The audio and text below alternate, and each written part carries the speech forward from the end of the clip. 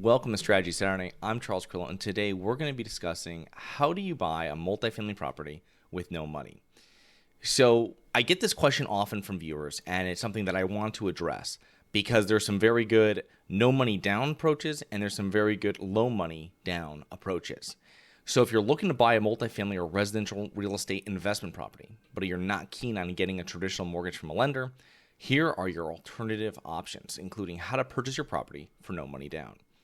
So types of multifamily properties, commonly referred to as apartment buildings or apartment complexes. A property must have at least two adjacent housing units, either horizontally or vertically, to qualify as a multifamily housing.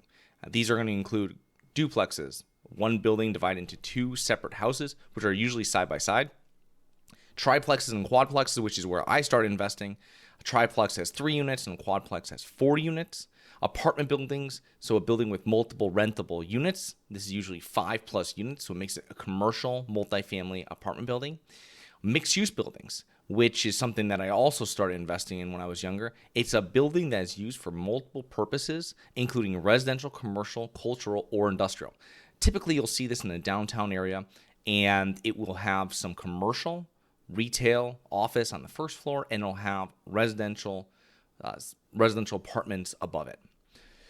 So types of financing options available. So FHA, if you're going to buy a 1 to 4 unit property, let's say we're talking multifamily on this, so 2 to 4 unit property, my best bet would be for you to get an FHA loan on it, right? So this is where you can get in with as little as 3.5% down. This is how I started investing in real estate. What they call now house hacked. Back in 2006, purchased a 3-family property. I lived on one of those floors, the second floor. I rented out the first and the third. And I was able to really, after both those other floors paid their rent, my portion of the mortgage was like $40. So it was great. And I even rented out another bedroom in my floor, which made it actually cash flow. And it was a fantastic learning experience. And that's what I suggest my viewers, if you want to do this, this is a great way of getting into multifamily real estate. And although the 1 to 4 unit property must be owner occupied in order to qualify for an FHA loan, however, this type of investment property loan, the down payment can be as little as 3.5%, as I previously said, compared to a traditional 20 to 25% down payment for a conventional bank loan. Now, another way of getting in is equity share investor. So before looking for an equity share investor, you must first locate a promising multifamily property, and in return for them putting up all or a majority of the funds for the purchase, they receive an equity share in the property and income thereafter. So for instance, what you're doing is you're finding a partner that's going to bring money to the table, and you're bringing time to the table. And this is something where, hey, you put up the money for the purchase, and we have some sort of split that we've prearranged that I will take care of this work, and maybe we split everything 50-50 or whatever it might be, and it's really a joint venture that you're setting up. Another way of doing it is real estate syndication, and this is what we do. This is when several real estate investors come together to provide property financing for a real estate investment property. So it usually takes the form of a real estate partnership with other investors who have more financial resources than you do. For instance, there's going to be general partnerships and then limited partnerships, so passive investors, and they're going to be bringing money to the table. You're bringing your experience and you're bringing your time to the table, and that's where you're able to receive your percentage as being a sponsor or being a syndicator. And I have a number of different episodes on this, so make sure you look it up. But that's one other way of doing it.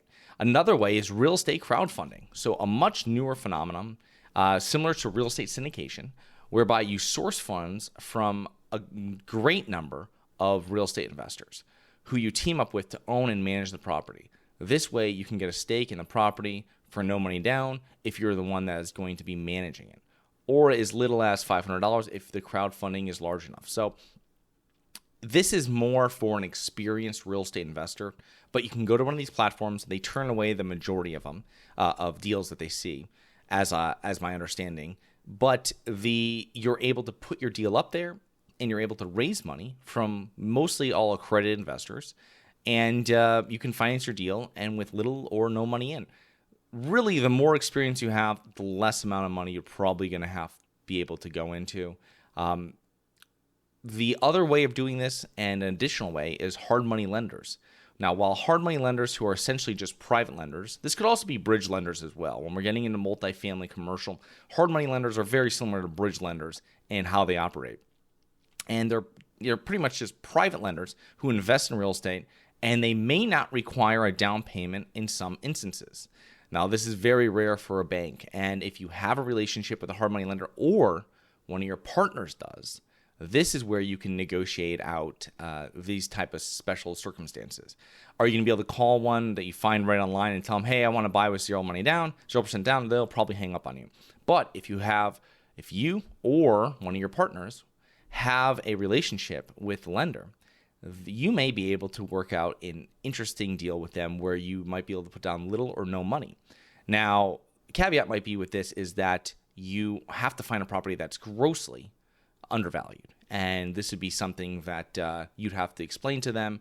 And it would take some work to explain to them, but you most likely would probably be able to get that down payment down and possibly eliminate it. If your target property is already generating a stable, consistent cash flow on a monthly basis, their financing might be able to cover the majority of the purchase price and the majority of the down payment. Who knows? Now, their financing will be more expensive in terms of the rate of interest charged and fees, with normal interest rates anywhere from 9% to 15% being very common. So this just goes back to having a relationship with them, and it's usually their money. So they might be able to work out a deal. Who knows? You might be able to bring the hard money lender in if it's a good enough deal. If they have an appetite for it, you might be able to bring them into your JV partnership. And that's a fantastic partner to have. So as you can see, there are plenty of viable options for purchasing property with little or in some instances, no money down. It's just a matter of determining which is right for you, depending on the type of property you are able to purchase, where, and how. So please remember to rate, review, subscribe, submit comments and potential show topics at globalinvestorspodcast.com. We look forward to 2 more episodes next week. See you then.